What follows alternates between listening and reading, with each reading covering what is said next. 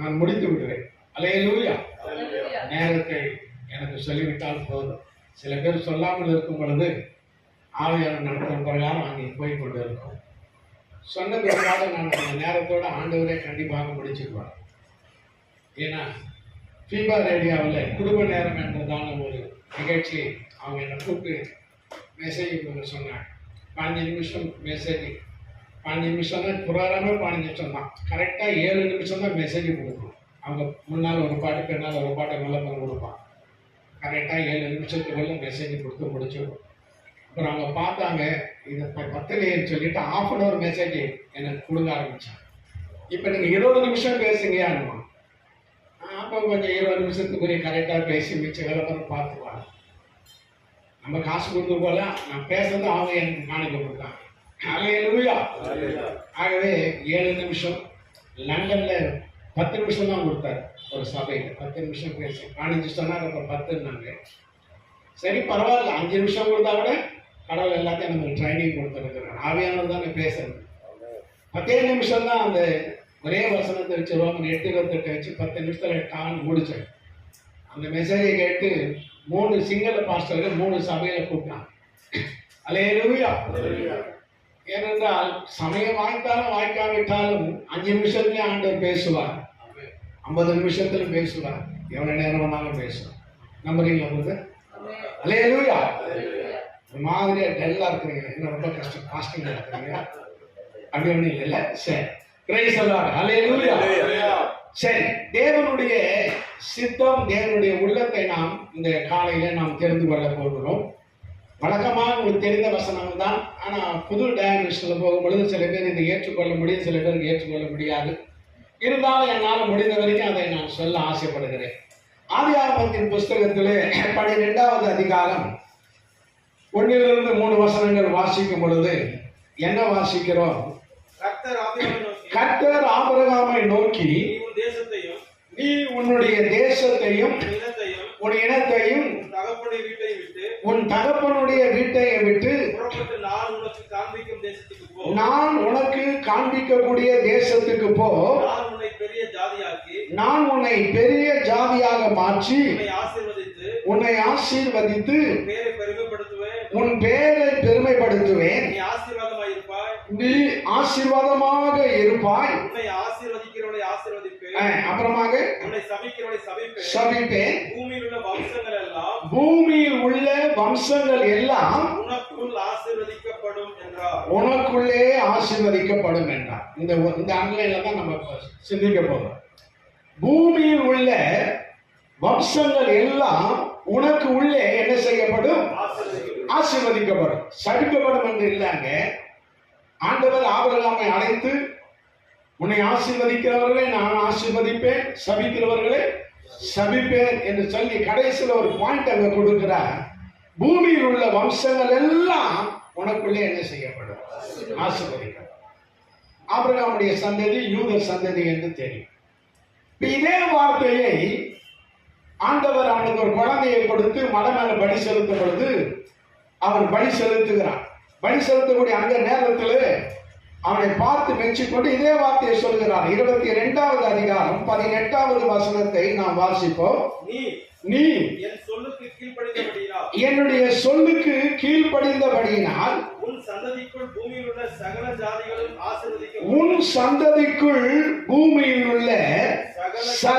ஜாதிகளும் ஆசீர்வதிக்கப்படும்.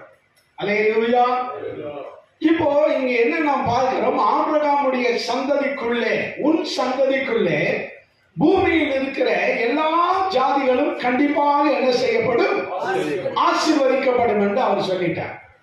3வது முறையாக இதே வார்த்தையை ஆபிரகாமுடைய மகனாகி ஈசாக்கோடு இதே சொல்லுகிறார். வாசிப்போம். ஆதியாகமம் 26வது அதிகாரம் 5வது வசனத்தை நாம் வாசிப்போம். நான் உன் சந்ததியை வானத்தின் நட்சத்திரங்களைப் போல பெருக பண்ணி உன் சந்ததிக்கு இந்த தேசங்கள் யாவையும் தருவேன். உன் சந்ததிக்கு இந்த தேசத்தை யாவருக்கும் தருவேன். யாவையும் தருவேன். உன் சந்ததிக்குள் பூமியில் உள்ள சகல ஜாதிகளும் ஆசீர்வதிக்கப்படும் என்றார். ஈசாக்கு சொல்றார், இந்த தேசத்துல குடியிருப்பார்.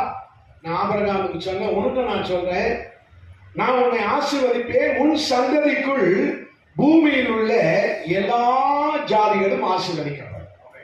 அப்படி என்றால் அந்த சந்ததி எந்த சந்ததி? ரோமர் புஸ்தகத்தில் அதை பற்றி எழுதுகிறார், அந்த சந்ததி யார் என்று சொல்லி. ரோமர் 9வது அதிகாரம் 5வது வசனத்தை நாம் வாசிப்போம். பிதாக்கள் அவர்களுடையவர்களே மாம்சத்தின்படி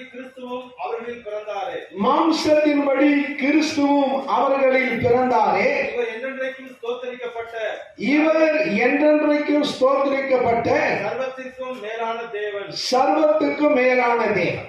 இஸ்ரவேல் ஜனங்களை குறித்து அங்கே பவுல் எழுதும் பொழுது அவர் சொல்லுகிறார், பிதாக்கள் அவர்களுடையவர்களே. ஆபிரகாம், ஈசாக், யாக்கோபு இவர்கள் முற்பிதாக்கள்.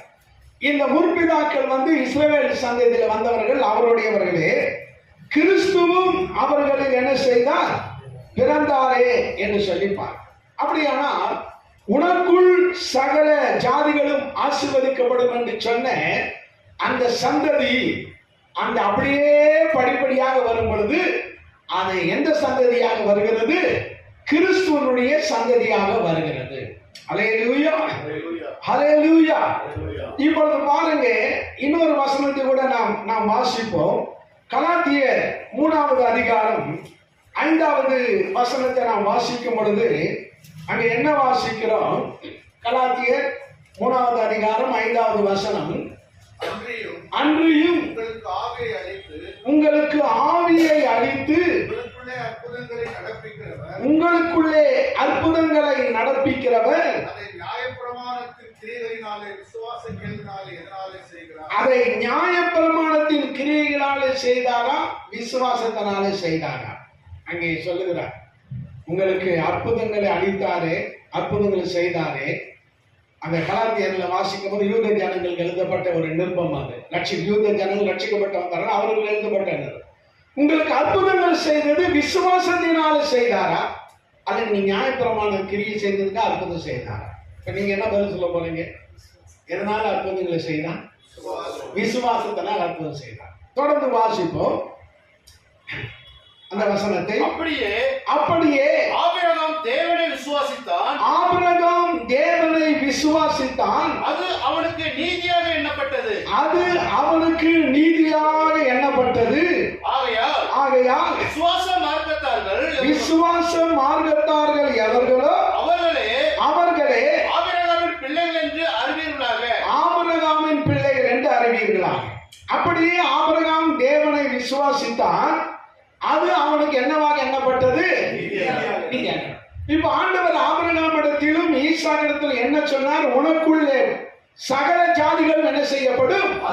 ஆசீர்வதிக்கப்படும் என்று சொன்னார். இப்பொழுது ஆபிரகாமுடைய விசுவாசத்தை சொல்லிவிட்டு அடுத்தபடியாக 7வது வசனத்தில் என்ன சொல்கிறார்? ஆகையால் விசுவாசம் மார்க்கத்தார்கள் எவர்களோ அவர்களே ஆபிரகாமுடைய பிள்ளைகள் என்று அறிவீர்கள். அப்ப இன்றைக்கு நாம் எல்லாம் யாருடைய பிள்ளைகளாக இருக்கிறோம்? அது ஒன்றும் சந்தேகம் இல்லை, இல்லையா? அவருடைய நாமத்தின் மேல் விசுவாசம் உள்ளவர்களாய் அவரை ஏற்றுக்கொண்டவர்கள் எத்தனை பேர்களோ அத்தனை பேர்களும் தேவனுடைய பிள்ளைகளாகபடி அதிகாரம் கொடுத்தார். சகையை பார்த்து சொன்னார் இல்லையா, இவனும் ஆபிரகாமுக்கு எப்படிப்பட்டவனா இருக்கிறான்? குமாரனாய் இருக்கிறான். 18 வருஷமாய் பலவீனப்பட்ட அந்த ஆவியை விரட்டும் போது கூட என்ன சொன்னார்? இவள் ஆபிரகாமுக்கு குமாரத்தியாக என்ன செய்கிறார்? இருக்கிறார். இவளை நான் இந்த கட்டிலிருந்து அழுத்து விட வேண்டியது என்னுடைய கடமை அல்லவா என்று சொல்கிறார். அப்படி என்றால் இன்றைக்கு ஆபிரகாமுடைய சந்ததி யார் என்றால் நீங்களும் நானும். கிறிஸ்துவ சந்ததி எல்லாம் யாருடைய சந்ததியா இருக்கிறது? ஆபிரகாமுடைய சந்ததியாக இருக்கிறது. உனக்குள்ளே சகல ஜாதிகளும் ஆசீர்வதிக்கப்படும் என்று ஆபிரகாமுக்கு சொல்லும் பொழுது நாம் எல்லாரும் புறஜாதி மக்கள் தான், நாம் யாரும் யூதர்கள் கிடையவே கிடையாது. பல ஜாதிகளில் இருந்து இயேசுவை ஏற்றுக்கொண்ட மக்களாய் நாம் காணப்படுகிறோம். ஆகவே பல ஜாதியிலிருந்து இயேசுவை ஏற்றுக்கொண்ட மக்களுக்கு நமக்கும் அந்த வசனம் பொருந்தும். உனக்குள்ளே சகல ஜாதிகள் கண்டிப்பாக என்ன செய்யப்படும்? ஆசீர்வதிக்கப்படும். ஹல்லேலூயா. எப்போது இந்த ஆசீர்வாதம் ஆசீர்வாதம் ஸ்டார்ட் ஆகுது சொல்லுங்க பார்க்கலாம். என்றைக்கு நீங்கள் ஆண்டவராகிய இயேசு கிறிஸ்துவை சொந்த இரட்சகராக நீங்கள் ஏற்றுக்கொள்வீர்களோ அன்றையிலிருந்து இந்த ஆசீர்வாதம் ஆரம்பமாகிறது. அல்லேலூயா. சில ஊழியர்கள் என்ன சொல்லுகிறோம், நான் கூட அப்படிதான் ஒரு காலகட்டத்தில் சொல்லி இயேசு பின்படுறது ரொம்ப கஷ்டமான காரியம், யோசனை பண்ணி ஞானஸ்தானம் எடு, அப்புறம் இதுக்குள்ள வந்துட்டுனா பயங்கரமா கஷ்டப்படுவேன், சாப்பாடு கிடைக்காது, துணி கிடைக்காது, ஒரு பேர் வீட்டை விட்டு துரத்திடுவாங்க. எடுத்த உடனே அவர்களுக்கு என்ன பண்ணுகிறோம்னா பயத்தை கொடுத்து விடுகிறோம். என்ன கொடுத்து விடுகிறோம்? ஆனா வசனம் என்ன சொல்லுகிறது? உனக்குள்ளே சகல ஜாதிகளும் என்ன செய்யப்படும்? ஆசீர்வதிக்கப்படும். ஏதோ ஒரு அற்புதத்தை செய்துதான் தேவன் உன்னை இவனை ரட்சிப்புகளை நடத்தி இருக்கிறார். அங்கே ஒரு மனிதன் ஆண்டவராகிய இயேசு கிறிஸ்துவை ஏற்றுக்கொள்ளும் பொழுது அவனுக்குள்ளே ஆசீர்வாதங்கள் ஆரம்பமாகிறது. அல்லேலூயா. இதை நாம் நன்றாக புரிந்து கொள்ள வேண்டும். தொடர்ந்து அந்த வசனத்தை வாசிங்க. 8வது வசனம். மேலும் தேவன் விசுவாசத்தினாலே புறஜாதிகளை நீதிமான்களாக மாற்றுகிறார் என்று வேதம் முன்னாக கண்டு உனக்குள் சகல ஜாதிகளும் ஆசீர்வதிக்கப்படும் என்று ஆபிரகாமுக்கு சுவிசேஷமாக முன்னறிவித்தது. சுவிசேஷம் என்றால் என்ன அர்த்தம்? நல்ல செய்தி, நல்ல விசேஷம். அப்ப பாருங்க, வேதம் முன்னாக கண்டு என்று இங்க சொல்லப்பட்டிருக்கிறது. மேலும் தேவன் விசுவாசத்தினாலே புறஜாதிகளை நீதிமான்களாக மாற்றுகிறார் என்று வேதம் முன்னாக கண்டு. தேவன் முன்னாக கண்டு நாங்கள் வைத்துக் கொள்ளலாம். தேவன் புறஜாதிகளை எப்படி நீதிமான்களாக மாற்றுகிறார்? விசுவாசத்தினாலே நீதிமான்களாக மாற்றுகிறார். அல்லேலூயா. நம்ம எல்லாரும் புறஜாதி தான், யாரும் யூதருடைய இது வரவே கிடையாது. அப்ப தேவன் விசுவாசத்தினாலே நம்ம நீதிமான்களாக மாற்றி விடுகிறார். அவருடைய ரத்தத்தினாலே நீதிமான்களாக மாற்றிவிட்டார். இயேசு கிறிஸ்து ஒருவர் கீழ்ப்படிந்ததினாலே நாம் எல்லாரும் நீதிமான்களாக மாறிவிட்டோம். ஆகவே நாம் எல்லாரும் கிறிஸ்துவுக்குள்ளே இயேசுவின் ரத்தத்தினாலே இயேசுவை விசுவாசிக்கிறபடினாலே நாம் எல்லாரும் நீதிமான்களாக மாறிவிடுவோம் என்று வேதம் முன்னாக கண்டு உனக்குள்ளே சகல ஜாதிகளும் என்ன செய்யப்படும்? ஆசீர்வதிக்கப்படும். அல்லேலூயா. நம்ம எல்லாரும் நீதிமான்களா பாவிகளா? சொல்லுங்க, தைரியமா சொல்லுங்க, வேதத்தின்படி சொல்லுங்க. அல்லேலூயா. இயேசுவின் ரத்தத்தினாலே உங்களை ராஜாக்களும் ஆசாரியர்களுமாக மாற்றினது உண்மைதானே? அல்லேலூயா. இதேதான் அங்கே ரோமர்ல வாசிக்கும் பொழுது அங்கே 4வது அதிகாரம் என்று நினைக்கிறேன், ஆபிரகாமுடைய விசுவாசத்தை பற்றி சொல்லும் பொழுது அங்க பாருங்க, ஆபிரகாம் தேவனை விசுவாசித்தான், அது அவனுக்கு நீதியாக எண்ணப்பட்டது. அது அவனுக்கு மட்டுமல்ல. அந்த 4வது அதிகாரம் அங்கே வாசிங்க, 23ஆம் வசனம், அது அவனுக்கு நீதியாக எண்ணப்பட்டது என்பது இல்லப்பா, அங்க 4:23. ஆபிரகாம் தேவனை விசுவாசித்தான், அது அவனுக்கு நீதியாக எண்ணப்பட்டது. நீதியாக எண்ணப்பட்டது என்பது அவனுக்காக மாத்திரமல்ல, உங்களுக்காக எனக்காக அது எழுதப்பட்டு இருக்கிறது. அப்படியே நம்முடைய கர்த்தராகிய இயேசு கிறிஸ்துவை மரித்தோரிலிருந்து எழுப்பினவரை விசுவாசிக்கிற நமக்கு அப்படியே எண்ணப்படும். அல்லேலூயா. 5ஆம் வசனம் 1வது சொல்றாரு, இவ்விதமாக விசுவாசத்தினாலே நாம் எல்லாரும் என்னவாக மாறிவிட்டோம்? நீதிமான்களா? சந்தேகம் இல்லையா? அவர் அகையா சொல்லுங்க. ஆண்டவரே, இந்த பாவியை ஆசீர்வதியும் என்று சொல்ற ஜெபத்துக்கு பதிலா ஆண்டவருடைய ரத்தத்தினால் நீதிமானாய் மாற்றினே என்ன நீர் ஆசீர்வதியும் என்று கேட்கிறது ரொம்ப ரொம்ப பெட்டர். அல்லேலூயா. நீங்க பாவின்னு சொல்லும்போது ஆண்டவர் நினைப்பா, அட பாவி, உன்னை எப்பவோ நீதிமானா மாத்திட்டேன். நீ எப்போ இயேசுவை என்னை நீ ஏற்றுக்கொண்டு அப்பவே நீ உன்னை நீதிமானா மாத்திட்ட. அது மட்டுமல்ல, அங்க இன்னொரு வசனத்தை கூட பாருங்க, ரொம்ப அருமையா இருக்கும். 5:9 வாசிங்க. 5:9. இப்படியே நாம் அவருடைய இரக்கத்தினாலே நீதிமான் ஆக்கப்பட்டு இருக்க கோபாக்கினைக்கு நீங்களாக அவராலே நாம் ரட்சிக்கப்படுவது அதிக நரகத்திலிருந்து விடுதலையாவது அதிக நிச்சயம் சொல்றாங்க. அல்லேலூயா. அப்ப விசுவாசத்தினால நீங்களான நீதிமான். ஆண்டவர் அந்த கண்ணாடியெல்லாம் உங்களை பார்க்கிறார். நீதிமான்கிறத பார்க்கிறார். இரண்டாவது, நீதிமானாக எப்படி மாறிவிட்டோம்? அவருடைய ரத்தத்தினாலே நாம் என்னவாக மாறி இருக்கிறோம்?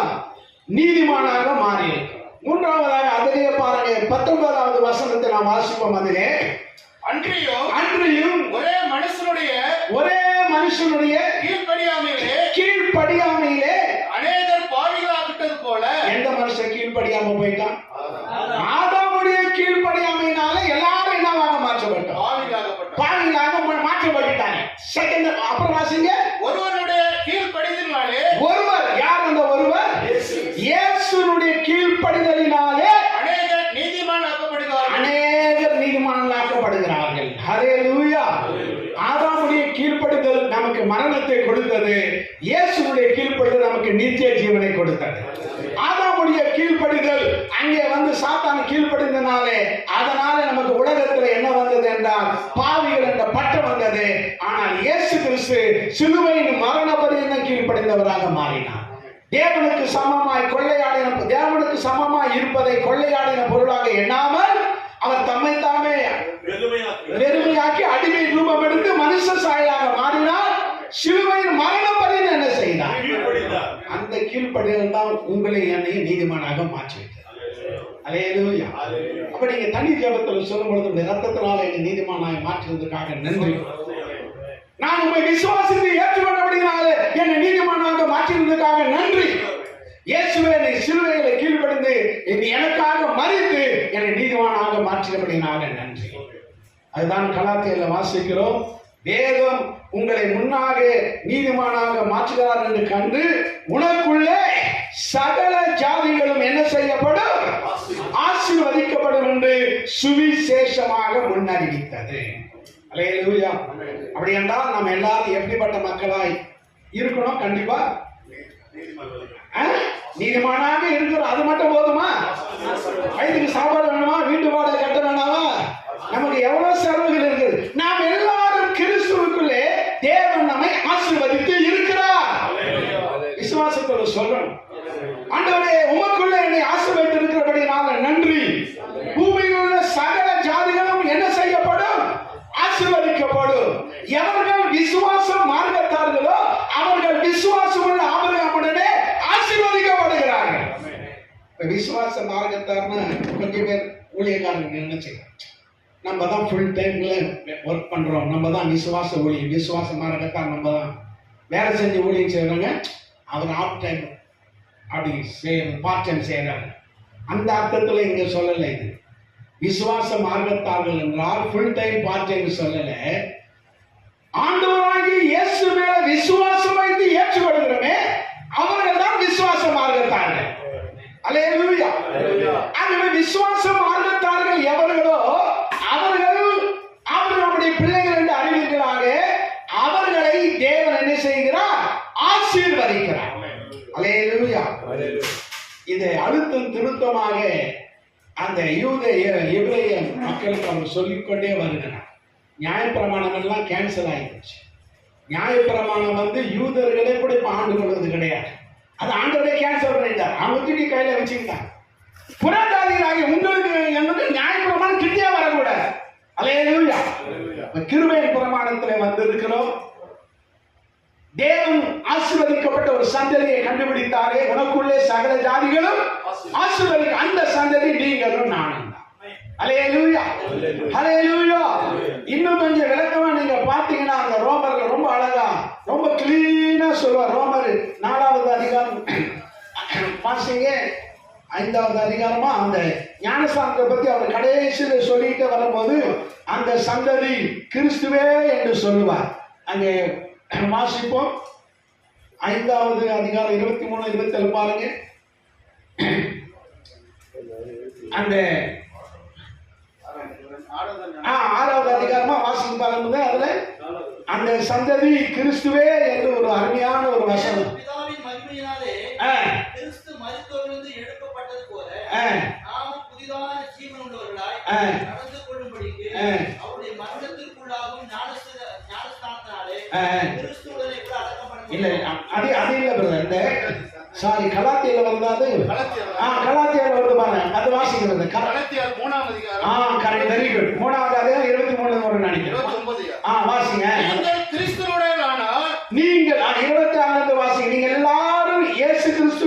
விசுவாசத்தினாலே தேவனுடைய புத்திரர்களே, ஆபிரகாமுடைய பிள்ளைகளும் தேவனுடைய புத்திரர் தான். நாம் இயேசுவை விசுவாசித்து ஏற்றுக்கொண்டபடினாலே நீங்கள் நானும் தேவனுடைய புத்திரர்கள். ஏனெனில் உங்களில் கிறிஸ்துக்குள்ளாக உங்களில் கிறிஸ்துவுக்கு உள்ளாக ஞானஸ்நானம் பெற்றவர்கள் எத்தனை பேரோ ஞானஸ்தானம் பெற்றவர்கள் எத்தனை பேரோ அத்தனை பேரும் கிறிஸ்துவை தரித்துக் கொண்டீர்களே. அத்தனை பேரும் யாரை தரித்துக் கொண்டிருக்கிறோம்? கிறிஸ்துவை தரித்துக் கொண்டிருக்கிறீர்களே. யூதன் என்றோ யூதன் என்றும் கிரேக்கன் என்றும் இல்லை, கிரேக்கன் என்றும் இல்லை, அடிமையன் என்றோ அடிமை என்றும் சுயதனம் என்றும் இல்லை, சுயாதீனன் என்றும் இல்லை, ஆண் என்றோ ஆண் என்றும் பெண் என்றும் இல்லை. பெண் என்றும் இல்லை. நீங்கள் எல்லாரும் கிறிஸ்து இயேசுவுக்குள் கிறிஸ்து இயேசுவுக்குள் ஒன்றாய் இருக்கிறீர்கள். நீங்கள் கிறிஸ்துவனுடையானால் நீங்கள் கிறிஸ்துவின் உடையவர்களானால் ஆபிரகாமின் சந்ததியாரையும். அப்ப நம்ம யார் இருக்கோம்? நீங்கள் கிறிஸ்துவர்களானால் நீங்கள் ஆபிரகாமின் சந்ததியாயும் வாக்குத்தத்தத்தின்படியே சுதந்திரமாய் இருக்கிறீர்கள். இருக்கிறீர்கள். அப்படியானால் வேத வசனத்தின்படி நீங்கள் நானும் யாருடைய சந்ததி? அப்போ இப்ப கலாத்தியர் அவர் என்ன சொன்னார்?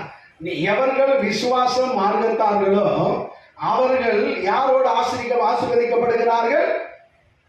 9ஆம் வசனம், அந்தபடி விசுவாச மார்க்கம் உள்ள யாவரும் ஆபிரகாமுடன் என்ன செய்யப்படுகிறார்கள்? அப்படி என்றால் தேவன் புதிய ஏற்பாட்டு மக்களுக்கு, இயேசுவை நம்பி ஏற்றுக்கொள்கிற மக்களுக்கு ஆரம்பத்தில் சில கஷ்டங்கள் இருந்தாலும் போக போக அது சரியாக மாறி ஒரு பூரணமான ஆசீர்வாதத்துக்குள்ளே கர்த்தர் உங்களை என்னைய கண்டிப்பாக என்ன செய்வா?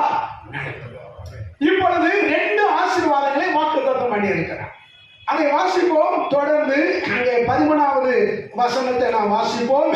மரத்திலே தூக்கப்பட்டவன் எவனோ, மரத்திலே தூக்கப்பட்ட எவனும் சபிக்கப்பட்டவன் என்று எழுதியிருக்கிறபடி, சபிக்கப்பட்டவன் என்று எழுதியிருக்கிறபடி கிறிஸ்து நமக்காக சாபமாகி, இயேசு நமக்காக சாபமாகி,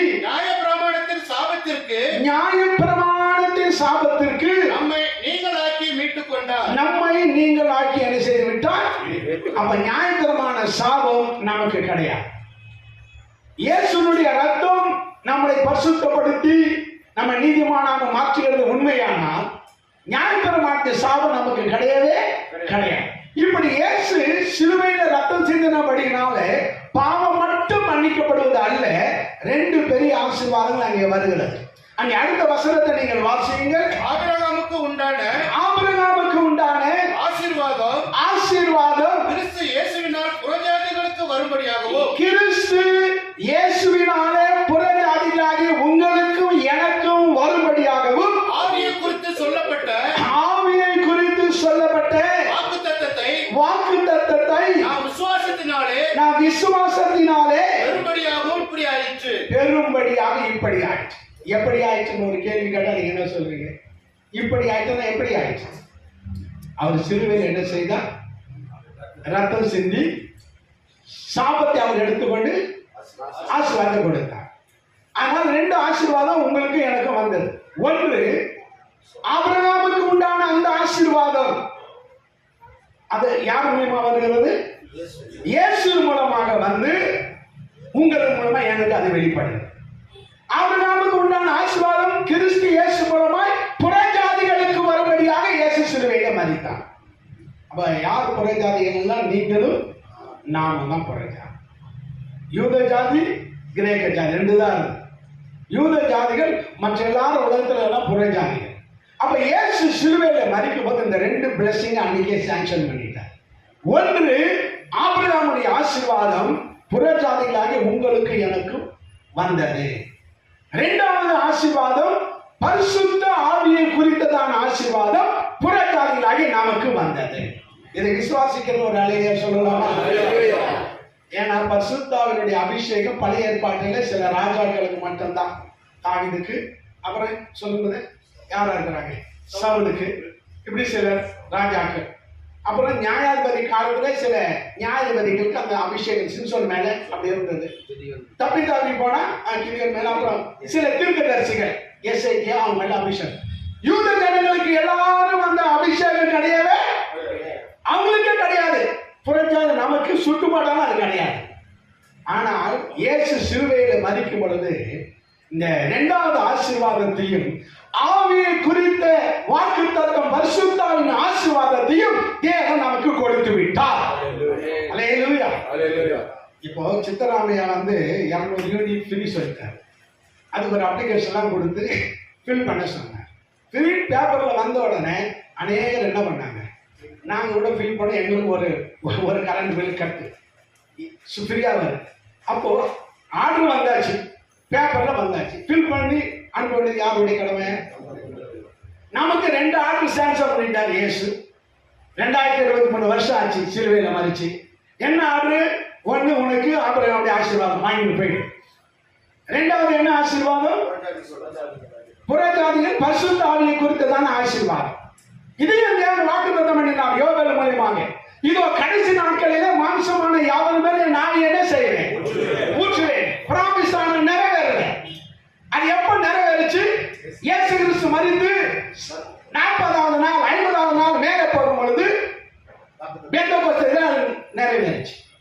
இயேசுவும் சொன்னார், நான் மேலே போனால் பரிசுத்த ஆவியானவர் உங்களிடத்தில் என்ன செய்வேன்? நிறைய இடத்துல சொல்லி இருக்கிறார்.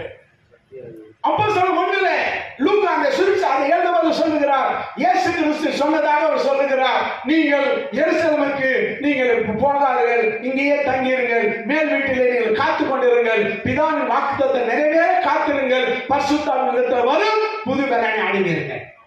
அப்ப இந்த பரிசுத்த ஆவியினுடைய ஆசீர்வாதம் ஆண்டவர் சொன்ன பிரகாரமாக யோவேல் மூலமாய் சொன்னார், ஏசாயா மூலமாய் சொன்னார், இயேசு சொன்னார். அது எப்போது நிறைவேறினது என்றால் இயேசு கிறிஸ்து மரித்து உயிரோடு எழுந்து 40 நாள் எல்லாருக்கும் காணப்பட்டு 50வது நாளிலே தான் அந்த பெந்தெகோஸ்தே அந்த மேலறையிலே 120 பேர் என்ன செய்தாங்க?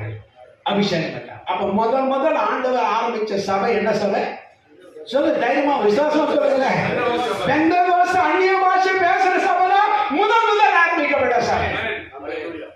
ரோமன் கத்தோலிக்க தான் முதல்ல ஆரம்பிச்சது இல்லை. அதுக்கப்புறம் 350 வருஷத்துக்கு அப்புறம் தான் ரோமன் கத்தோலிக்க வர ஆரம்பிச்சது. அதுக்கப்புறம் தான் அதுல இருந்து மார்ட்டின் லூத்தர் தான் எழும்பி அப்புறம் புராட்டஸ்டன்ட் ஒன்று ஆரம்பிச்சார், சிஎஸ்ஐ லூத்தர். அதுக்கப்புறம் தான் வந்தது. நாங்க தான் தாய் சபை சொல்லி பெருமை பாராட்டுகிற மக்களுக்கு இந்த 120 பேர் அபிஷேகம் பண்ண காரியத்தை எடுத்து காணுங்கள். முதல் இந்த உலகத்தில் ஆரம்பித்த சபை அந்நிய பாஷையில் பேசி ஆரம்பித்த பெந்தெகோஸ்தே சபை தான் கத்தர் ஆரம்பிச்சு. கழுதை தேஞ்சி கட்டெரும்பாச்சி நாட்டிலன்னு எவனோ ஒருத்தன் பாருங்க. கழுதை தேஞ்சி என்னவா மாறிடுச்சு? அந்த பெந்தெகோஸ்தே சபை ஒரு பக்கம் இருந்தாலும் அப்படி கொஞ்சம் கொஞ்சமா தெரிஞ்சு சிஎஸ்ஐ லூத்தரன் அப்படி ஆயுள்கால சபைகள் நிறைய வந்துடுச்சு. நான் ஏன் சொல்றேன்னா, யாராவது எந்த எங்கள் சபை தான் தாய் சபை, இப்போ வந்த சபை பிரிஞ்சு வந்த சபைனா எந்த பிரிஞ்ச சபை? மார்ட்டின் லூத்தரே கிபி 400க்கு மேலதான் பிரிஞ்சு வந்து லுத்தரன் சபையை ஆரம்பிச்சாரு. அவரு பாவம் மெழுகுவர்த்தி கூட ஏற்றக்கூடாதுன்னு சொல்லி ஆரம்பிச்சாரு. ஆந்திரால ஓடிச்சபோது எல்லா லுத்தரன் சபையும் 2 மெழுகுவர்த்தி வரைக்கும் பையசனார் பாடம் இருக்கும். அவர் ஆரம்பிச்சது பிரிஞ்சு வந்தது காரணமே இல்லாம போயிடுச்சு லுத்தரன் சபையில். ஏன்னா அதே ஆசி போல ஆகி போச்சு, அவ்வளவுதான். இந்த கேபி யோகனா நல்லபடியா பெந்தெகோஸ்தே அருமையா இருந்தார் பிலீவர்ஸ் சர்ச்சில். இப்போ அவர் என்ன பண்றாரு? அங்கி போட வச்சுட்டாரு. சரி பாரு, அங்கி கூட போட்டுக்க, பரவாயில்ல, ஒரு மதிப்பு தான். அப்புறம் வந்து இப்போ தூபம் போட சொல்றாரு. என்ன போட சொல்றாரு? தூபம் ஓடி போச்சு. இப்ப ஜபமாக்கி தூபம் வரைக்கும் நீங்க போடுங்க, அதுதான் இப்ப தூபம் வருகிறோம். அப்போ காலம் மாற மாற சில மாறி விடுகிறது. ஒன்று நீங்கள் தெரிந்து கொள்ளுங்கள், ஆண்டவர் சிலுவையில மரிக்கும் பொழுது 2 ஆசீர்வாதத்தை சாங்ஷன் பண்ணிட்டார். ஒன்று ஆபிரகாமுடைய ஆசீர்வாதம். ஆபிரகாம் ஏழன்னு சொன்னா எலியேசர் என்னுடைய ஆண்டவர் சீமானாக இருக்கிறார். ஆபிரகாம் வந்து ஏழன் யாரும் சொல்ல முடியாது. அப்போ தேவனாகி இயேசுவை நீங்கள் ஏற்றுக்கொள்ளும் பொழுது எந்த காரியம் ஃபர்ஸ்ட் ஸ்டார்ட் ஆகுதுன்னா ஆபிரகாமுடைய ஆசீர்வாதம். 2வது எந்த ஆசீர்வாதம் நமக்கு சாங்ஷன் ஆகிறது? பரிசுத்த ஆவியானுடைய அபிஷேகம். அங்கே எல்லாரும் அந்நிய பாஷையில பேசும் பொழுது 17-18 நாட்டில் இருக்கிற யூத ஜனங்கள் பண்டிகைக்காக எருசலேமில் வருகிறார்கள். என்ன இது நம்ம பேசுற பாஷையை பேசுறாங்களே, இவர்கள் எல்லாரும் கலிலேயர் அல்லவான்னு கொஞ்சம் பேர் சொல்றாங்க. தேவனுடைய மகத்துவங்களை பேசுறாங்க. ஒரு கூட்டம் சொல்லுது மதுபானா சாராயம் குடிச்சிட்டு பேசுறாங்க. பேருக்கு ரொம்ப ரோஷம் வந்துச்சு. டக்குனு எழுதுங்க, வாயை மூடுங்க, சாராயம் குடிச்சு பேசல. யோவேல் சொன்ன தீர்க்க தரிசனம் இப்போது என்ன செய்திருக்கிறது? ஏன்னா அவர் சாபத்தை எடுத்துக்கொண்டு ஆசீர்வாதத்தை கொடுத்தாரே, 2 மகத்தான ஆசீர்வாதத்தை கொடுத்தார். அதுவே போதும். ஆபிரகாமுடைய ஆசீர்வாதம் எதுக்கு? இந்த உலகத்திலே நீங்கள் சந்தோஷமாய் வாழவும் குறைவில்லாமல் வாழவும் ஆபிரகாமுடைய ஆசீர்வாதத்தை சாங்ஷன் பண்ணார். இரண்டாவது ஆசீர்வாதம் என்ன? பரிசுத்த ஆவியானவருடைய அபிஷேக வரங்கள் தேவை. ஏன்னா அதை வைத்துதான் நீங்கள் ஊழியம் செய்ய முடியும், ஆத்துமாக்களை ஆதாயம் பண்ண முடியும், ஜனங்களை சுகப்படுத்த முடியும், சபையை கட்ட முடியும். அப்ப ஆவிக்குரிய காரியத்தின் பிரகாரமாக அபிஷேகத்தை வாக்குத்தத்தம் பண்ணினார். உலகத்தில் வாழ்வதற்கு ஆபிரகாமுடைய வாக்குத்தத்தை, ஆபிரகாமுடைய ஆசீர்வாதத்தை கொடுத்தார். இது ரெண்டும் எப்ப சாங்ஷன் ஆச்சுன்னா 2023 முன்னாங்க. இப்ப சித்தராமையா சாங்ஷன் பண்ணி எலெக்ஷன் தான் ஆச்சு, எல்லாரும் வாங்கிட்டு இருக்கீங்க இல்லையா? அப்ப உங்களுடைய கடமை என்ன? அப்ளிகேஷன் ஃபில் பண்ணணுமா? என்ன பண்ண, எப்படி பண்ண? வாயிலே தான் பண்ணணும். ஆண்டவரே, ஆபிரகாமுடைய ஆசீர்வாதத்தை எனக்கு கொடுத்ததுக்காக தேங்க்ஸ். தேங்க்ஸ் சாத்தான் சொல்லுவான், நீ நேற்றை வீட்டு வாடகை கட்டணும்னு கட்டியே என்ன ஆசீர்வாதம்னு சொல்லுவான். அதான் உள்ள மனசுல வரத ஒரு பக்கம் தூக்கி போடுங்க. வசனத்தின்படி நீங்க செய்யுங்க. சித்தராமையா சொன்னாரியா, ஃபீல் பண்ண கரண்ட் பில் இன்னொரு ஒவ்வொரு காட்டில் ஒரு சர்ச்சு. ஏன்னா அது வந்து சாங்ஷன் ஆர்டர் வந்த உடனே நடக்குது ஆட்டோமேட்டிக். அப்ப இயேசு பிதாவாகிய தேவன் 2 ஆர்டர் கொடுத்துட்டாரு. எப்ப அந்த ஆர்டர் சாங்ஷன் ஆச்சு? சிலுவையில மரித்து உயிர்த்தெழுந்த பிற்பாடு.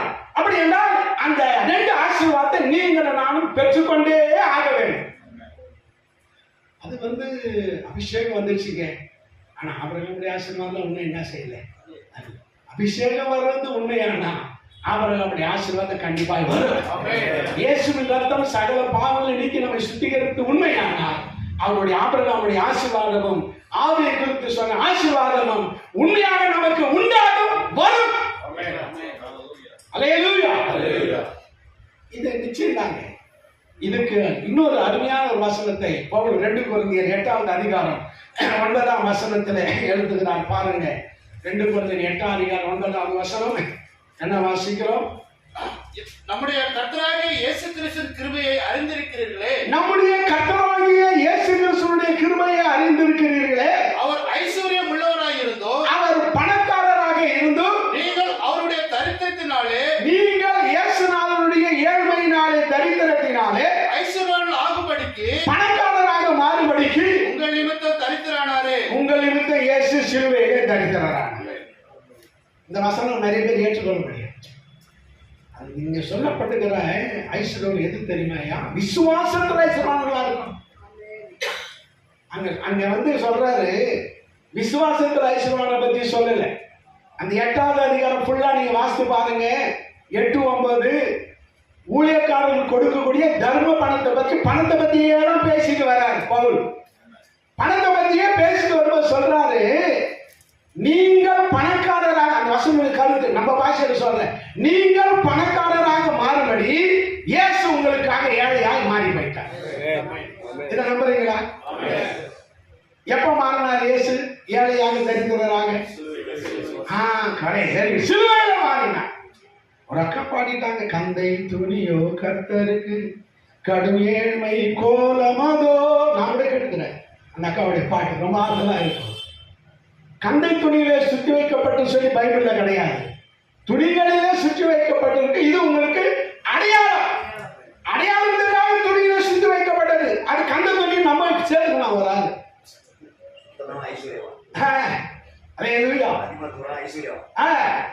அப்ப என்ன பார்க்கிறோம்? அது நம்ம கிருமி ஆடு கத்திரப்பட மாட்டு பிறந்தவங்க அந்த பொம்மைகளை சேர்த்து பண்ணிடணும். இயேசு ஊழியம் செய்யும் பொழுது ஏழையா இருந்தாரா? 12 பேருக்கு ஒரு ட்ரெஷரர் அப்பாயின்மெண்ட் பண்ணியிருந்தா எவ்வளவு பணம் வந்திருக்கும்? டப்பு எக்கச்சக்கமா வருது, வெள்ளி வருது, தங்கம் வருது, இருக்குது. 12 பேர் தான் தாழ முடியல. நமக்கு என் டென்ஷன். ஏன் யூதாஸ் இருந்தா நீ எடுத்து பிடிச்சிக்கோ, நீ தான் ட்ரெஷர். அப்ப இயேசு கஷ்டப்பட்டாரா? யூதாஸ் கிட்ட சொல்ல, நீ செய்யறத போய் உடனே செய்யும். ஜனங்க சொல்றாங்க, சீசருங்க நான் பண்டிகை வருது இல்லையா, ஏதாவது பொருள் வாங்க யூதாஸ் அனுப்பியிருப்பாரு, அல்லது ஏழைங்களுக்கு உதவி செய்யறதுக்கு ஏதாவது அனுப்பியிருப்பாரு. இவங்க பேசிக்கிறாங்க. அப்படின்னா அவர் ஊழியம் செஞ்ச 3 வருஷத்துல ஏழைங்களுக்கு உதவி செஞ்சா ஒவ்வொரு பஸ்கா பண்டிகை ஒவ்வொரு ஆட்டை தயார் பண்ணும் தெரியுங்களா? எவ்வளவு பொருள் வாங்கும். அதெல்லாம் பொருள் வாங்கினா இயேசு ஊழியம் செஞ்ச நாட்கள்ல பணத்துக்கு கஷ்டப்பட்டதே இல்லை. ஒரு அலையா சொல்லலாம். நம்ம அதை வச்சுக்கிட்டு என்ன செய்யும்? நான் கூட அப்படிதான் தப்பா சில நேரத்தில் வசனங்களை புரிந்து கொண்டு செருப்பு போட்டா பாவம், செருப்பு போடாம நடந்து போறது, அயன் பண்ணா பாவம், அயன் பண்ணாமே சுறுசுறுக்கமா போயிட்டு வந்தது. அப்புறம் தலைமுடி கொஞ்சம் பெருசான பாவம், அது கொஞ்சம் மொட்டையா அடிச்சு இருக்குது. நானும் அப்படிதான் வாழ்ந்துட்டேன். ஏன்னா நான் வந்த சபை பெதஸ்தா கூட தான் தெரியும் எனக்கு. அப்புறம் மிஞ்சி போனா சிம்சோன் கதை தெரியும். இது போல சத்தியால நமக்கு யாரும் அந்த நாளில் சொல்லலை. 1970 நான் இயேசுவை ஏற்றுக்கொண்டேன். இயேசுவை ஏற்றுக்கொள்ளும் போது நான் பரம தரித்திரம் தான். ஆஃப் நிக்கர் தான் போட்டுருக்கேன். அந்த அரைக்கால் ட்ரவுட், அந்த 1.25 ரூபாய் அந்த செருப்பு இருக்கும். அது பட்டு போயிடும். எத்தனை நாள்லாம் கொடுத்து வாங்கிறதுக்கு காசு இருக்காது. பின்ன குத்திக்கிட்டு நடந்தால் 4 அடி எடுத்து அந்த பின்னோடு வந்துடும் பட்டை. என்ன குடும்பம் தெரியுங்களா? 10 பைசா இல்லாமல் 15 கிலோமீட்டர் நடந்து போய் ஊழியம் செய்ய வேண்டிய சூழ்நிலை ஆகிப்போச்சு. ரொம்ப கஷ்டம். ஒரே ஒரு டீ சாப்பிட்டு ஒரு நாள் ஃபுல்லாக பட்டினியாக இருந்திருக்கணும். ஒரே ஒரு அதிர்ஷ்டம் சாப்பிட்டு ஒரு நாள் ஃபுல்லாக பட்டினியாக இருந்திருக்கணும். போகிறேன் 3 பைசா போகிறேன் சும்மா. அதுதான் எங்களுக்கு பெரிய என்னது பிஸா சொன்னாங்க. இப்போ பர்கரா ஏதோ ஒன்று அது போல எங்களுக்கு அந்த நாள் பர்கரே தான்.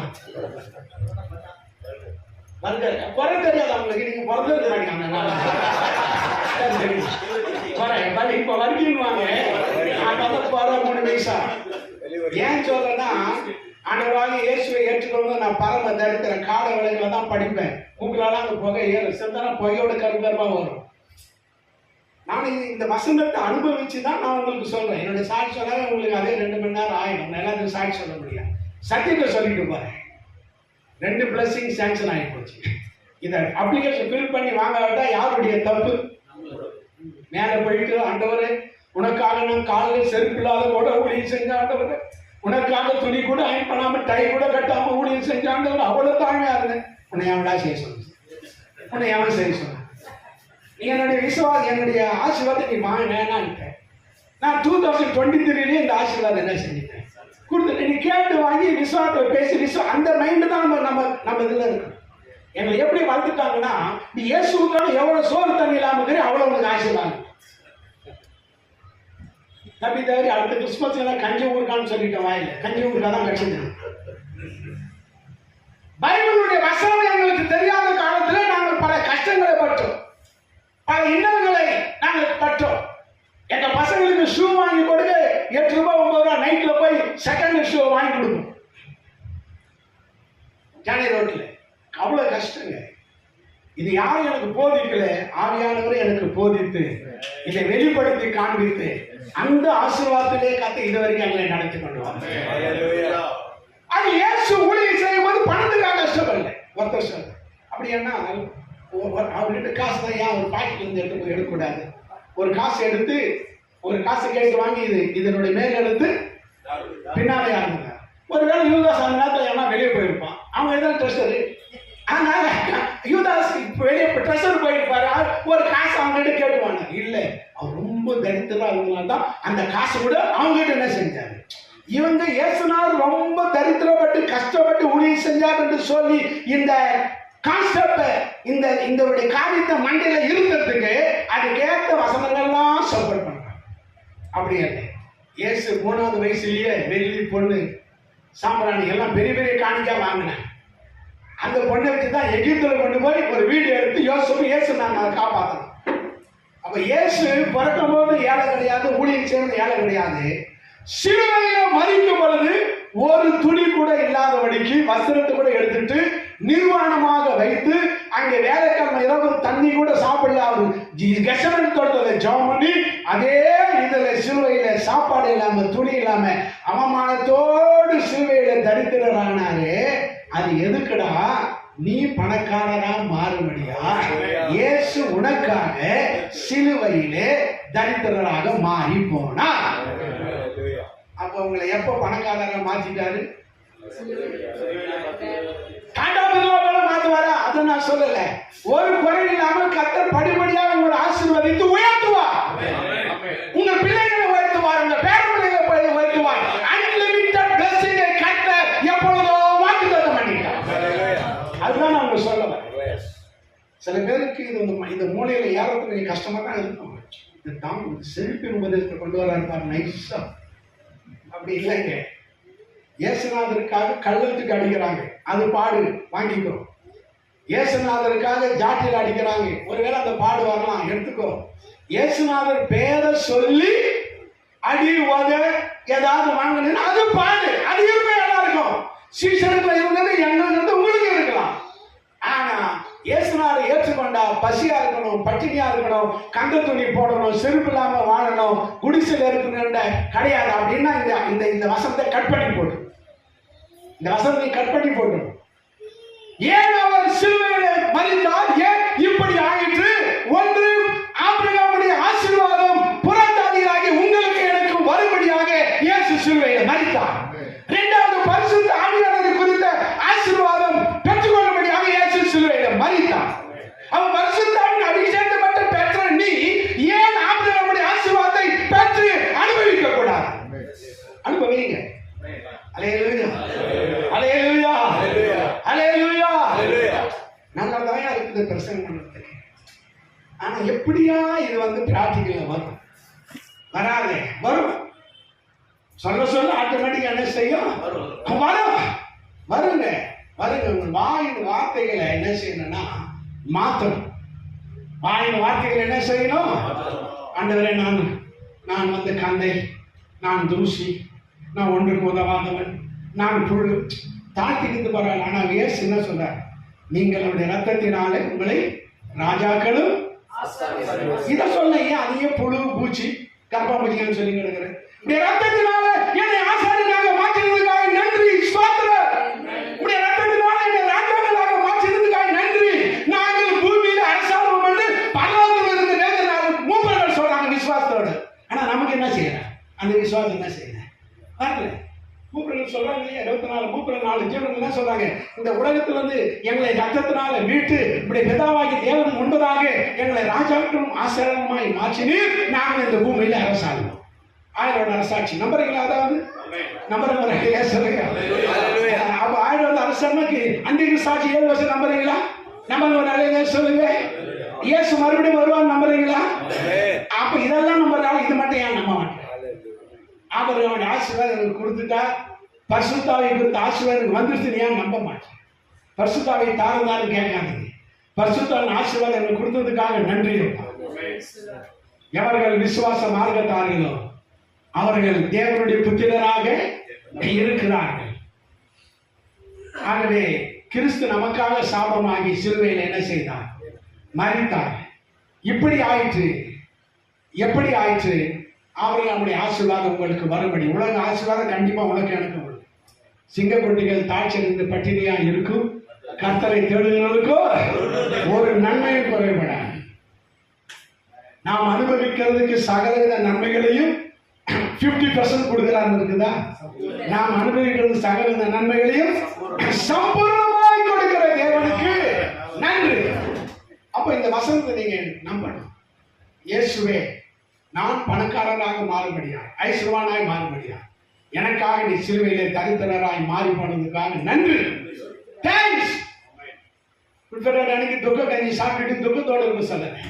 குட் ஃப்ரைடே அன்னைக்கு தான் அவனுக்கு சாங்ஷன் ஆச்சு. ஹல்லேலூயா.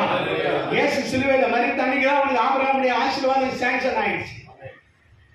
பரிசுத்த ஆவியின் அபிஷேகம் 40 நாள் பற்றி சாங்ஷன் ஆச்சு. அவன் இதுவரைக்கும் ஆபிரகாமுடைய ஆசீர்வாதத்தையும் இயேசுனுடைய பரிசுத்தாவின் ஆசீர்வாதத்தையும் உனக்கு எனக்கு கர்த்தர் வாக்கு பண்ணிவிட்டார். உனக்குள்ளே சகல ஜாதிகளும் ஆசீர்வதிக்கப்படும் என்று சொன்ன அந்த வார்த்தை இப்போதும் நடந்து கொண்டே வரும். அங்கே ஒரு வசனத்தை வாசிப்போம். அருமையான ஒரு வசனம். அங்கே ரோமர் 10வது அதிகாரம் அங்கே 12ஆம் வசனம். தம்மை தொழுது கொள்கிற யாவருக்கும் இயேசு எப்படிப்பட்டவராய் இருக்கிறார்? ஐஸ்வர்ய சம்பன்னராய் இருக்கிறார். யார் எல்லாம் இயேசுவை தொழுது கொள்கிறீர்களோ அவர்களுக்கு இயேசு பணக்கார தெய்வமாக இருக்கும். நம்புறவங்க சொல்லுங்க. பணக்கார தெய்வத்தை கையில வச்சுக்கிட்டு நீங்க ரிசீவ் போட்டு இந்துக்காரங்க போய் சர்ச்சுக்காரர் நினைச்சு கொண்டு கேட்கலாமா? யாருடைய பிச்சைக்கு போக தெரியுமா? ஆனந்துக்கு டாட்டா பிர்லாவுடைய பிள்ளை நீ போய் பிச்சை எடுக்கலாமான்னு கேட்காத குறையா? நான் உன்னை ஐஸ்வர்யமா மாற்ற வல்லமுள்ள தேவனாக இருக்கிறேன், நீ போய் புறஜாதிகிட்ட போய் கேட்கறீங்கன்னு சொல்ற வசனம் என்ன சொல்லுகிறது? 1 ராஜாக்கள் 3வது அதிகாரம் 13வது வசனத்தை வாசிங்க. 1 ராஜாக்கள் 3வது அதிகாரம் 13வது வசனம். தெரிஞ்ச வசனம் தான். இதுவும் அன்றி நீ கேட்காத உனக்கு தந்தேன். போதும். யாருக்கு கொடுக்கிறாரு? ஏழை காசு இருக்கா? யாருக்கு கொடுக்கிற சொல்றாரு? சாலமன் யாரு? பிச்சைக்காரனா? யாரா அவன்? அவன் ஞானத்தை கேட்டா பணத்தை கேட்டானா? ஆனா ஆண்டவர் சொல்றாரு, நீ கேளாத ஐஸ்வர்யத்தையும் பொன்னையும் உனக்கு கொடுத்தேன்றார். அப்ப ஐஸ்வர்யத்தை கொடுக்கிறத யாருதான்? ஆண்டவர். நீ சண்டை போடலாம். நீயும் சாலமோனும் நீயும் ஒரே ரேஞ்சு தான். அவனும் அவருடைய பிள்ளை, நீங்களும் அவருடைய பிள்ளை. இதுல என்ன வித்தியாசம்? பணக்கார ராஜாவுக்கே பண உள்ளவனுக்கே பணத்தை கொடுத்தது, ஐஸ்வர்யம் கொடுத்தது உண்மையானால் நீ சாலமோனை போல ஐஸ்வர்யம் இல்லை, ஏன் உனக்கு கொடுக்க மாட்டேன்? சண்டை போட்டு கேளுங்க. ஏன் ஆண்டவர் சாலமோன் என்ன ஒன்றும் இல்லாத நானுக்கு நான் ஐஸ்வர்யத்தை கொடுத்த ஆண்டவர், எனக்கு ஒரு கார் கூட இல்லை, எனக்கு ஒரு டூ வீலர் கூட இல்லை, எனக்கு சொந்த வீடு கூட இல்லை, எனக்கே நீ கொடுக்குற? சண்டை போட்டு இப்படி போட சண்டை உடனே கொடுத்துருவாரு. நானும் உன் பிள்ளை தானே, சாலமோன் மட்டும் ஒரு பிள்ளை. ஆனால் பின்வாங்கி போயிட்டான். நீங்க இன்னும் ஆண்டவரோட இருக்கிறீங்க. அல்லேலூயா, அல்லேலூயா. அவனுக்கு ஒரு காலகட்டத்தில் பேசல ஆகி அப்படி ஃப்ரண்ட்ல வந்துட்டான். நீங்க இன்னும் ஃப்ரண்ட்ல இருக்கிறீங்க. பேக்ல போய் ஃப்ரண்ட்ல வந்து அந்த ஆசீர்வாதம்டா, ஃப்ரண்ட்ல இருக்கிற உங்களுக்கு ஏன் அந்த ஆசீர்வாதம் கொடுக்க மாட்டா? கொடுப்பாரா? சொல்லுங்க. நான் பணக்காரனாக மாற, இதுவே உங்க வாயில வரல. எப்படி விசுவாசம்? நான் பணக்காரனாக மாற இயேசு சிலுவையில தரித்திரராய் மாறிவிட்டார். என்ன அருமையான வசனம் தெரியும். இதை நமக்கு இனிமேல் கடந்த அந்த பாரம்பரிய பிரசங்கம் இதெல்லாம் விட்டுட்டு 2 பிளஸிங் கொடுத்துட்டார். உலகத்தை வாழ ஒரு பிளஸிங் ஆக நம்முடைய ஆசீர்வாதம். ஊழியத்தை சேர்ந்து ஒரு பிளஸிங் பரிசுத்த ஆவியானவருடைய ஆசீர்வாதம். நீதிமொழிகள் 22வது அதிகாரம் 4வது வசனத்தை கூட வாசிங்க. நீதிமொழி 22:4 வாசிப்போம். தாழ்மைக்கும் கர்த்தருக்கு பயப்படுதலுக்கும் வரும் பலன், வரக்கூடிய பலன் ஐஸ்வர்யமும் மகிமையும் ஜீவனும். என்ன சொல்றாரு? தாழ்மைக்கும் கர்த்தருக்கு பயப்படுதல் வரக்கூடிய பலன் என்னதுங்க? ஐஸ்வர்யம், மகிமையும், ஜீவனும். அப்ப இந்த வசனத்தை கட் பண்ணி போட்டுடலாமா? நான் சொல்றது பொய்யான பிரசங்க. இந்த வசனத்தை கட் பண்ணி போட்டு ஐஸ்வர்யத்தை சம்பாதிக்க பலம் தருகிறவர் அவர்தான். உபாகமம் 8வது அதிகாரம் 18வது வசனத்தை வாசிங்க. உபாகமம் 8:18 வாசிங்க.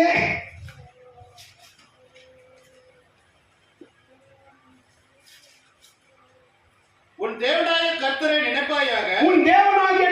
நினைப்பாயாக, அவரே உன் பிதாக்களுக்கு ஆணையிட்டு கொடுத்த நம்முடைய உடன்படிக்கையை உறுதிப்படுத்தும்படி இந்நாளில் உனக்கு உண்டாய் இருக்கிறது போல, இந்த நாளிலே உனக்கு உண்டாய் இருக்கிறது போல ஐஸ்வர்யத்தை சம்பாதிக்கான பலனை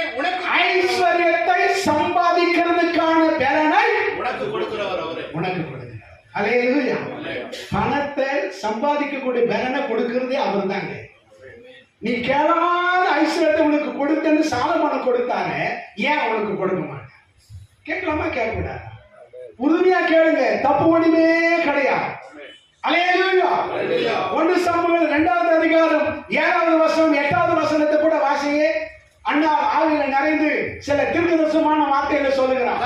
தரித்திரம் அடைய செய்கிறவரோ, ஆண்டவர் நினைச்சா உன்னை ஏழையா மாற்ற முடியும். நீ ஆண்டவர் விட்டு பின்வாங்கி போயிட்டா, ஊழியத்தை விட்டுட்டா, சபையை விட்டுட்டா, கர்த்தருடைய காரியத்தை விட்டுட்டா, பேக்ல போக போக போக போக நீ ஏழையா தரித்திரரா நீ மாறி போயிடுவாய். அப்புறம் ஐஸ்வர்யம் அடையப்படுகிறவனாய் இருக்கிறார். நீ கர்த்தருக்குள்ள முன்னால வர வர வர உன்னை ஐஸ்வர்யம் அடையப்படுகிறா இருக்கிறார். சிறியவனை புழுதிலிருந்து எடுத்து எளியவனை குப்பையிலிருந்து உயர்த்தி அவர்களை பிரபுக்களோட ராஜாக்களோட அமர செய்ய. அப்ப இயேசுதான் உங்களை ஐஸ்வர்யவானாக மாற்றுகிறார். அவர் ஐஸ்வர்யவானாக மாற்றவும் முடியும், ஏழையா மாற்ற முடியும். அல்லேலூயா. 1 நாளாகமம் 29வது வசனம் 12வது வசனத்தை நாம் வாசிங்க. 1 நாளாகமம் 29:12 கடைசி சாப்டர். 1 நாளாகமம். ஐஸ்வர்யமும் கனமும் வருகிறது. ஐஸ்வர்யம் கணம் யாரால வருதுங்க? அப்ப ஐஸ்வர்யம் இப்போ தாவீது சொல்றார், ஒரு இடத்துல ஜெபிக்கிறார், ஆண்டவரே என்னுடைய ஐஸ்வர்யம் உமக்கு வேண்டியதா இராமல் பூமியில் இருக்கிற பரிசுத்தவான்களுக்கு என் முழு பிரியத்தை வைத்திருக்கிற ஆத்மாக்களுக்கு வேண்டியதா இருக்கு. பணம் அவருக்கு தேவையா உங்களுக்கு தேவையா? சொல்லுங்க தெரியுமா? உங்க பணமும் எல்லாவற்றுக்கும் உதவும் சொன்ன ஆண்டவர் ஏன் உங்களுக்கு கொடுக்க மாட்டார்? கொடுப்பாரா? கொடுக்க மாட்டார்? கண்டிப்பா கொடுப்பார். பிளாட்ஃபார்ம்ல படுத்து ஊழியம் செய்த என்னை கர்த்தர் இதுவரைக்கும் கொண்டு ஆசீர்வாதம் வச்சது இந்த வசனங்கள் தான். வசனத்தை நம்பணும், வசனத்தை வாயில சொல்லணும், அந்த விசுவாசம். ஒரு ஊழியக்கார அவசரத்துக்கு போனான். போயிட்டு அம்மா பைபிள் நம்ம ஒரு ஜாப் பண்ணலாம். ஏன்னா அவங்க 2-3 வாரம் சர்ச்சைக்கு பைபிள் வாசித்து ஜாப் பண்ணாங்க. பைபிளை எடுத்துட்டு வந்தாங்க. எடுத்துட்டு வந்தா இவ்வளவுதான், இவ்வளவு சைஸ் தான் மெலிஸ் ஆகி போச்சு. என்னம்மா பைபிள் சொல்லி புதிய ஏற்பாடு இல்லையா? பெரிய பைபிள் தான். நம்ம அந்த என்ன இது ஒரு சின்னதாக இருந்த மாட்டோம். நீங்க பிரசங்கம் பண்ணும் போதெல்லாம் இது இல்லை அது இல்லைன்னு சொல்றீங்க இல்லையா? காணாத ஒரு கல்யாணத்துல ஏசு தண்ணீர் எடுத்து ராசமா மாத்தல, அது சாகரியம் கலந்து விட்டான்னு சொன்னீங்க இல்லையா? அப்படி எதுக்கு அதெல்லாம் அதை நான் கட் பண்ணி போட்டேன். சொந்த 2ஆ பிரிக்கல, அது சும்மா முழங்கால தண்ணி தான் போனோம்னு சொன்னீங்க இல்லையா? அதை கூட நான் கட் பண்ணி போட்டேன். எது இது இல்லை அது இல்லைன்னு சொல்லிக்கிட்டே இருந்தீங்க இல்லையா? இல்லாத சும்மா வேலை எல்லாத்தையும் கட் பண்ணி போட்டேயா? இப்போ 3 வாரம் நான் சர்ச்சைக்கு வராங்க, இவ்வளவுதான் மிச்சமாச்சு. இந்த 3 வாரம் இதை கூட என்ன செஞ்சிருவேன்? சில ஊழியக்காரர்கள் பைபிளையே நம்புறதில்லை, வசனத்தையே நம்புறதில்லை. வசனத்தை நம்புங்க, வசனத்தை அறிக்கை செய்யுங்க, வசனத்தை வாயில சொல்லுங்க. நீங்கள் இந்த மலையை பார்த்து பெயர்ந்து போ என்று சொல்லி இருதயத்துல நம்பினால் அது அப்படியே உங்களுக்கு நடக்கும்னு சொன்னாரு. அப்ப சொல்றத இருதயத்துல என்ன செய்யணும்னா விசுவாசிக்கணும். நான் இயேசுவை ஏற்றுக்கொள்ளாத போது சின்ன பையனா இருக்கும் போது மாந்தோப்புல போய் ஒரு மாங்காடுன்னு ஆசைப்பட்டா காவலுக்காரன் வந்து நிற்பான். எப்படா போறான்னு பார்ப்பேன். அவன் சாப்பாடு போற நேரத்துல போனேன். அன்னைக்கு பார்த்து காத்து அடிக்கல, காத்து அடிச்சா மாம்பழம் விழுந்துருக்கும். எனக்கு இந்த வசனம் ஏசுனாரே தெரியாம சின்ன பையன் 6 வயசு பையன்.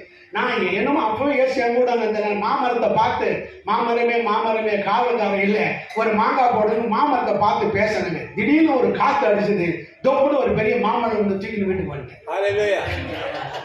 அப்ப இப்பதான் தெரியுது இந்த வசனத்தை இப்படிதான் கேள்வி செஞ்சுக்கணும். நாங்க அது கொண்டு ஆளுநர் தாய் இந்த இருப்பத்தை உருவாகும் முன்னே அவங்க என்ன செஞ்சிருக்கிறாங்க. நான் இந்துல இருந்து வந்த ஆளுதான். இப்படி நிறைய சாட்சிகள் உண்டு. நான் இதோட முடிக்கிறேன். ஒண்ணு ஆகி போச்சு.